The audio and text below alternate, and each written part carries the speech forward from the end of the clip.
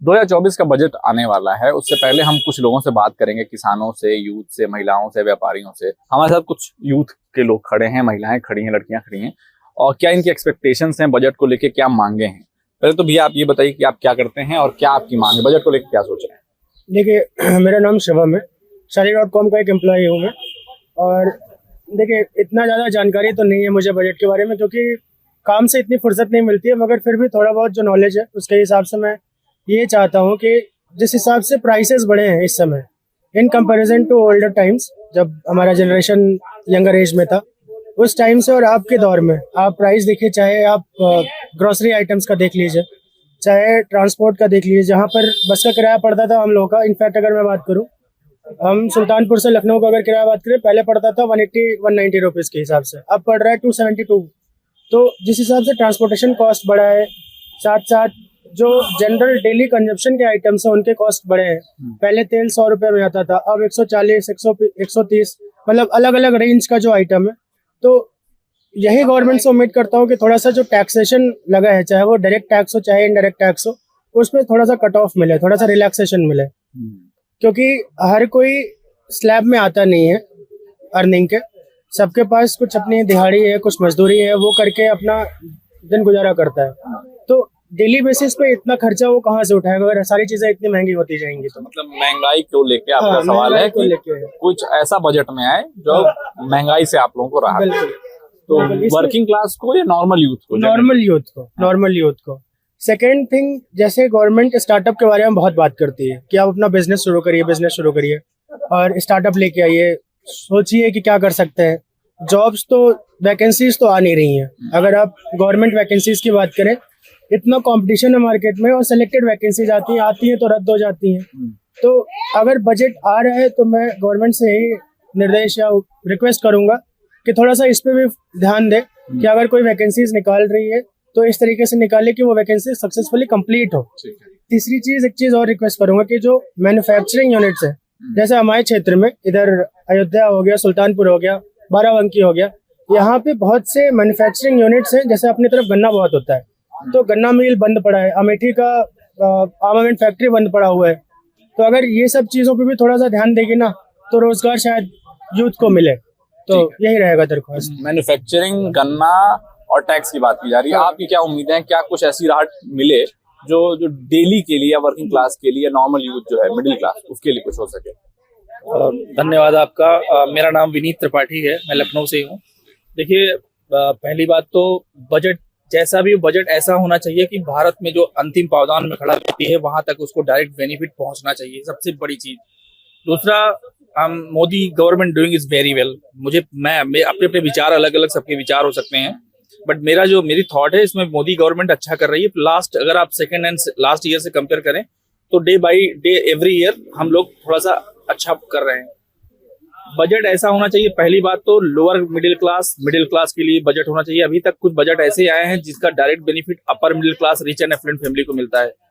तो lower middle class में सबसे पहले खाना, जो सबसे हमारा फूड इंपॉर्टेंट चीज है, वहां तक देखना चाहिए सरकार को कि खाने के लिए, जैसे आप देख रहे हैं दाल कितनी महंगी हो गई है, तेल कितना महंगा हो गया है, तो जो हमारी खाने की मूलभूत चीजें हैं वो सबसे मेन इंपॉर्टेंट है। तो उस पर सरकार को ध्यान देना चाहिए।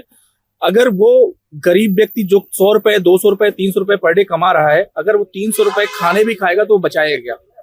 तो सबसे इंपॉर्टेंट चीज है कि वो खाने पे सबसे पहला फोकस, फूड को एकदम नीचे बॉटम पे लेके आए जितना मैक्सिमम हो सके। मैं जानता हूँ कि इतना आसान नहीं है, मोदी गवर्नमेंट को बड़े बड़े मतलब डेवलपमेंट होंगे तो नो डाउट बजट का भी बहुत बड़ा इफेक्ट होता है। प्लस हमें देश के साथ साथ फोर्स में भी देखना है, सेना बहुत इंपॉर्टेंट चीज है। तो सेना वाला डिफेंस का बजट भी बहुत हमारे लिए मायने रखता है, क्योंकि अगर हम सुरक्षित नहीं रहेंगे तो हम क्या करेंगे, तो वो भी हमारे लिए बहुत इंपॉर्टेंट है। रेस्ट लोअर मिडिल क्लास और लोअर क्लास के लिए बहुत इंपॉर्टेंट है। जो भी बजट बनाए लोअर क्लास के लिए बनाए। आप इनकम टैक्स के दायरे को थोड़ा सा और भी करें, मतलब इनकम टैक्स में राहत दें, फूड प्रोडक्ट्स में राहत दें, और मैन्युफैक्चरिंग और आर्मी को थोड़ा और बजट, और थोड़ा सा जॉब को भी इंक्रीज करें, क्योंकि जॉब अभी साल 2 साल में आप देखें तो जॉब उतनी इंक्रीज नहीं हो रही है। तो गवर्नमेंट जॉब बहुत इंपॉर्टेंट है, गवर्नमेंट हो प्राइवेट हो, जॉब वैकेंसी जो है, कोई भी जॉब आती है अगर आप देखें तो उसका पेपर लीक हो जाता है। अच्छा, सबसे मेन प्रॉब्लम ये है। मैं बता रहा हूँ कि सरकार का मेन फोकस अब ये रहा है कि स्टार्टअप और बिजनेस को प्रमोट करे जो जॉब और क्रिएट करे। तो आपसे सवाल है, क्या एज है आपकी, कहाँ से हैं आप? मेरा 30 एज है, मैं विकास सिंह हूँ, लखनऊ से। जॉब करते हैं? हाँ बिल्कुल जॉब करता हूँ। तो जैसे कि सरकार स्टार्टअप को प्रमोट कर रही है, बिजनेस अपॉर्चुनिटीज जो खुल रही हैं, उनसे जॉब भी आगे बढ़ रही है, तो आपकी क्या मांगे हैं और क्या किया जा सकता है? सबसे इम्पोर्टेंट जहाँ तक भी जॉब का, तो अगर कोई स्टार्टअप करेगा तो फिर उसमें भी उसको छूट मिलनी चाहिए। जैसे उसको अपना मतलब वो उसके जो इंटरेस्ट हैं उस पर भी होना चाहिए। और सबसे बड़ी बात, सरकार ये कहती है कि ठीक है प्रोडक्ट मतलब आप लीजिए, हम आपको कुछ फाइनेंशियली प्रोवाइड करेंगे हेल्प, लेकिन वो मिलता नहीं है। उसकी कैटेगरीज इतनी है कि अगर आप सपोज आप किसी बैंक में आप अप्लाई भी करो, तो अगर आपको मिलना चाहिए 5 लाख, तो सरकार आपको देखती है 30 लाख, 30,000, 40,000, 50,000।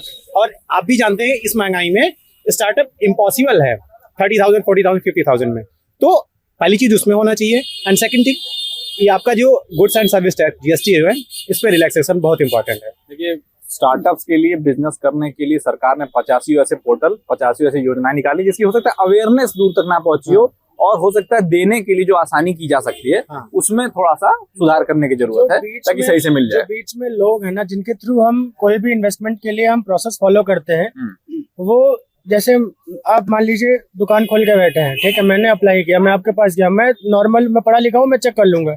पर जो जानकारी नहीं रखता है, जो गांव से चीजें स्टार्ट करना चाहता है, जिसके पास जानकारी नहीं है, वो जाता है वहां पर, ये होता है कि रिजेक्ट हो गया आपका, आप जाइए, फिर उसका दस्तावेज लेके किसी और को अमाउंट हो जा रहा है रिफ्लेक्ट। अच्छा। वो प्रॉब्लम आ रही है। इसका ठीक। कोई प्रॉपर ठोस पुख्ता वो चीज नहीं है कि आदमी उस पे तरीके से कर तो सके। मतलब हो सकता है कि मिडिल मैन की वजह से या फिर किसी और कारण की वजह से लोगों को सामान अरे फंड नहीं मिल पा रहा होगा। महिलाओं से कुछ बात करेंगे, आपकी क्या एक्सपेक्टेशन है एज अ महिला, बजट क्या दे आप लोगों को? कि जॉब को लेकर ही सबसे पहले तो बोला जाता है कि मतलब एक सिक्योरिटी, चाहे वो प्राइवेट सेक्टर है गवर्नमेंट, आज के टाइम में तो गवर्नमेंट भी सिक्योर नहीं है, वर्किंग नहीं है, बट थोड़ा सा उस चीज़ को लेकर होना चाहिए। प्लस वही अमाउंट को लेकर जो जीएसटी को लेकर बोला गया कि उसमें रिलैक्सेशन होना चाहिए, ठीक, क्योंकि जैसे कि अभी थोड़ी देर पहले उन्होंने बताया था, सेम वही कि मतलब अमाउंट इतना हाई है कि मतलब चलो जो वर्किंग है उनके लिए तो ठीक है, बट कुछ फैमिली है जैसे कि रोज उनको कमाना है, रोज उनको लेना है, तो वो उसमें नहीं उनको हो पा रहा है। अच्छा। तो उस चीज को लेके जरूरी है। जैसे कुछ महिला सेंटर के आपके पास अलग से कुछ बजट में कुछ डिमांड नहीं है कि महिलाओं के लिए कुछ ऐसा किया जाए जो हमें राहत दे, महिला स्पेसिफिक कुछ ऐसा नहीं है आपकी डिमांड, सिर्फ जॉब? नहीं अभी कैसा। अच्छा, तो ये थे हमारे साथ कुछ लोग जिन्होंने अपनी डिमांड्स रखी, उम्मीदें रखी सरकार से कि क्या कुछ चीजें लाई जा सकती हैं जो और राहत देंगी। लखनऊ से पीयूष राय, बात 24।